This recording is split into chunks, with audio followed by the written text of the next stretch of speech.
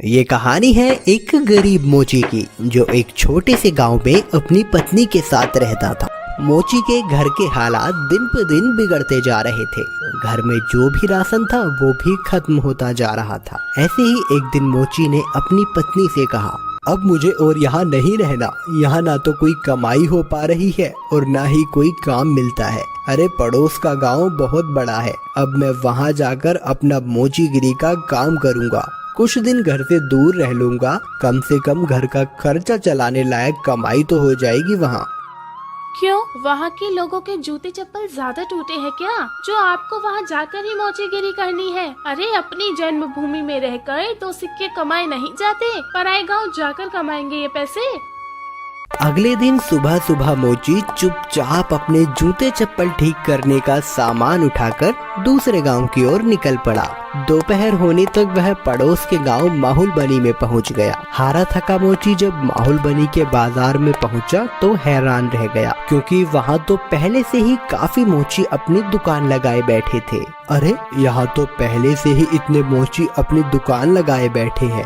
ऐसे में मुझ अनजान मोची के पास ग्राहक कैसे आएगा? लगता है यहाँ से भी खाली हाथ ही जाना पड़ेगा मुझे। नहीं नहीं, खाली हाथ घर भी तो नहीं जा सकता। तभी मोची को ग्राहकों को अपने पास बुलाने की एक युक्ति सूझी। उसने अपनी दुकान लगाई और उस पर एक बोर्ड लगाकर बड़े बड़े शब्दों में लिख दिया, जूतों का अस्पताल। हमारे यहाँ जूतों का इलाज किया जाता है। नए जूते बनवा लो, नए जूते बनवा लो, या अपने पुराने जूते बिल्कुल नए जूतों की तरह बनवा लो। लोगों ने जब ये सब देखा तो उन्हें कुछ नया देखने को मिला। नए जूते बनवा लो, नए जूते बनवा लो, या अपने पुराने जूते बिल्कुल नए जूतों की तरह बनवा लो। जूतों का अस्पताल?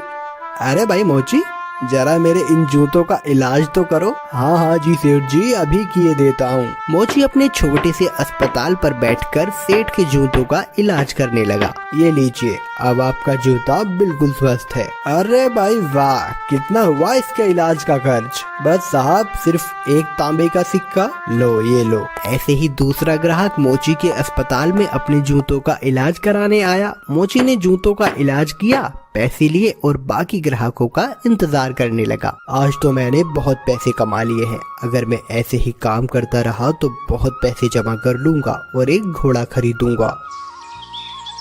उसने बहुत मेहनत से काम किया और कुछ ही दिनों में 4 सोने के सिक्के जमा कर लिए। उनमें से उसने 2 सोने के सिक्कों के बदले एक व्यापारी से एक घोड़ा खरीदा और घर लौटने का फैसला किया। अगले दिन उसने अपना सारा सामान बांधा और घर के लिए निकल पड़ा।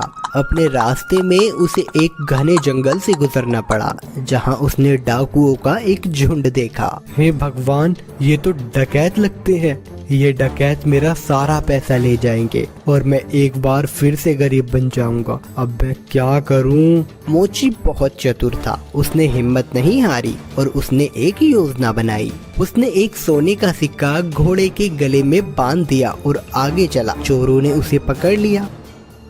अरे ओ, फटाफट अपना सारा पैसा निकालो, चलो जल्दी करो।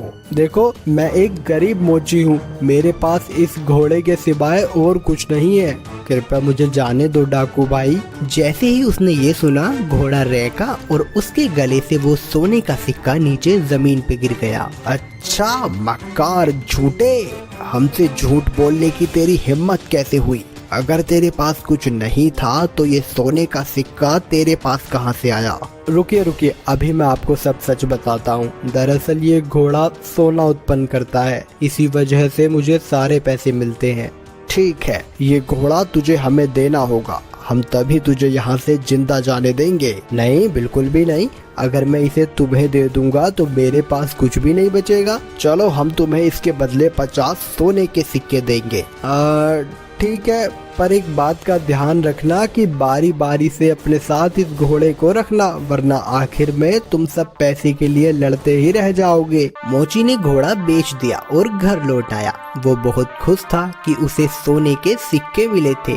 इस पैसे से उसने अपने ही गांव में थोड़ी सी जमीन खरीदी। इस बीच डकैत भी घोड़े को लेकर अपने अड्डे पर पहुंच गए। वहां डकैतों के सरदार ने अपने आदमियों से कहा, इस गिरोह का सरगना होने के नाते इस घोड़े को सबसे पहले मैं रखूंगा। उन सब ने अपने सरदार की बात मानी और उस रात सरदार अपने अड्डे पर उस घोड़े के साथ सोया। अगली सुबह जब वो उठा तो उसने देखा कि वहाँ अस्तबल में कुछ भी नहीं था।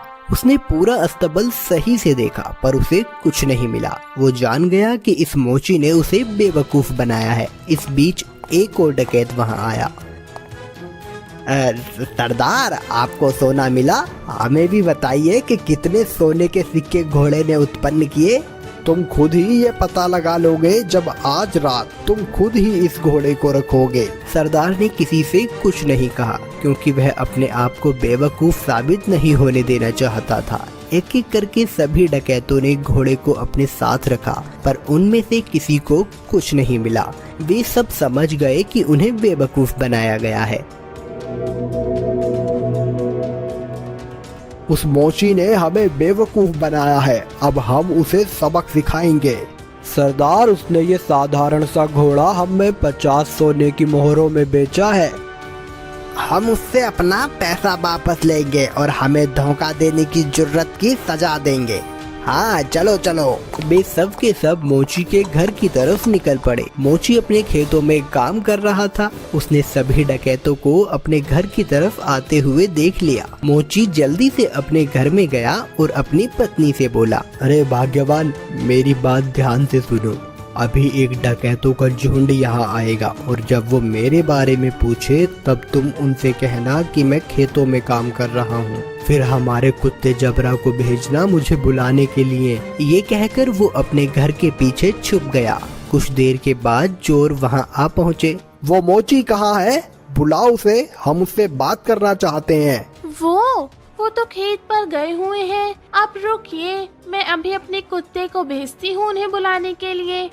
जबरा, तनिक अपने मालिक के पास तो जाना और जाकर उनसे कहना कि कुछ लोग उनको बुलाने आए हैं। ये सब क्या है? क्या जबरा सचमुच तुम्हारे पति को यहाँ ले आएगा? जरूर, वो हर बात समझता है। जब वो खेत पर होते हैं और मुझे उनसे बात करनी होती है तो मैं बस जबरा को उनके पास भेज देती हूँ और जबरा मेरी बातें उन तक पहुँचा देता है। डकैत मोची की पत्नी से बात कर रहे थे तभी मोची वहाँ आ पहुँचा। ओह डकैत भाई, आप आए हैं। जबरा ने मुझे बताया कि आप मुझसे कुछ बात करना चाहते हैं। हमें तुम्हारे इस घोड़े से कुछ नहीं मिला। तुमने हमें धोखा दिया, हमसे झूठ बोला। अरे आप कैसी बात कर रहे हैं? मुझे लगता है आपको कुछ तो गलतफहमी हुई है। आज जो कुछ भी मेरे पास है सब कुछ उस घोड़े की बदौलत ही है। अच्छा चलो ठीक है, हम तुम पर एक बार और विश्वास करते हैं, पर उसके बदले तुम्हें हमें ये कुत्ता भी बेचना होगा। अरे नहीं, बिल्कुल भी नहीं, मैं इस कुत्ते को तुम्हें नहीं बेच सकता। अरे चलो, हम इसके लिए तुम्हें 40 सोने के सिक्के देंगे। थोड़ा इनकार करने के बाद मोची सहमत हो गया कुत्ता बेचने के लिए। चोरों ने जबरा को लिया और चले गए। जब सभी डकैत अपने अड्डे पर पहुंचे तो सरदार ने ऐलान किया कि वो पहला होगा जो कुत्ते को अपने पास रखेगा। बाकी डकैतों ने उसकी आज्ञा मानी और चले गए। सरदार ने अपने बेटे श्याम को बुलाया। सुनो श्याम, मैं अब काम पर जा रहा हूँ। अगर मेरी जरूरत पड़े तो इस कुत्ते को मुझे बुलाने के लिए भेज देना। जैसा आप कहो पिताजी। कुछ देर बाद एक डकैत को अपने सरदार से एक काम आन पड़ा। उसने श्याम के पास आकर सरदार को बुलाने के लिए कहा, आप रुकिए, मैं तुरंत उन्हें बुलावा भेजता हूँ। जबरा, जा और जाकर पिताजी से कहना कि कोई वहाँ आया है उनसे मिलने।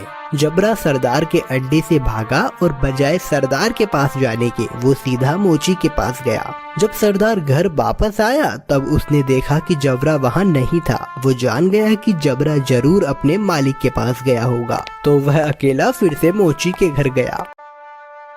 सुनो, क्या जबरा तुम्हारे पास आया हुआ है? हाँ, वो यहाँ आया है। मेरे ख्याल से उसे जरूर मेरी याद आ रही होगी। मेरी मानिए तो उसे थोड़ा सा समय दीजिए, अंत में वो आपको अपना मालिक स्वीकार करने ही लगेगा। सरदार जबरा को वापस ले गया और उसने अगले दिन उसे अपने साथी को दे दिया। जबरा सारे डकैतों के साथ एक एक करके रहा, पर वह हर दिन मोची के पास वापस लौट आता। सबने ये जान लिया कि एक बार फिर से मोची ने उनका बेवकूफ बनाया है। उन सब ने विचार विमर्श किया। इस बार हम बेवकूफ नहीं बनेंगे, मैं उस मोची को अब सबक सिखाऊंगा। इस बार सारे डकैत मोची के घर पहुँचे। उन्होंने मोची की एक न सुनी और मोची को एक बोरे में डाला और उसे लेकर वहाँ से चल दिए उसे सबक सिखाने के लिए। मोची चुपचाप बोरे में पड़ा रहा। रास्ते में वे सब एक मंदिर के पास से गुजरे, तभी एक डकैत ने कहा, सरदार, गर्मी बहुत ज्यादा है, क्यों ना कुछ देर यहीं आराम किया जाए।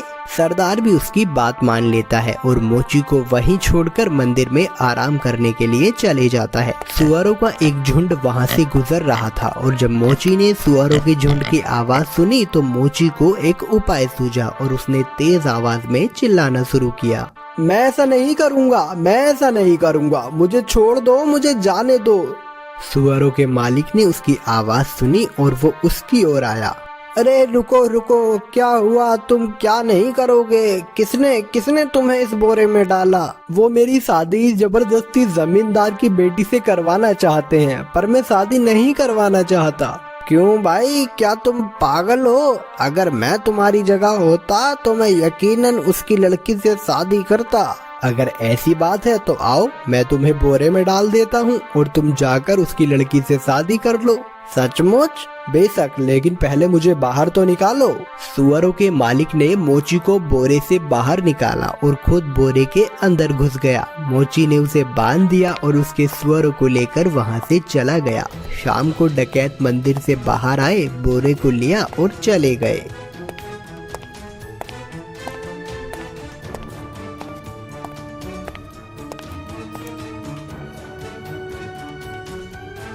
क्यों ना इस मोची को हम यहाँ इस कीचड़ में फेंक दें, ये इसे अच्छा सबक मिल जाएगा।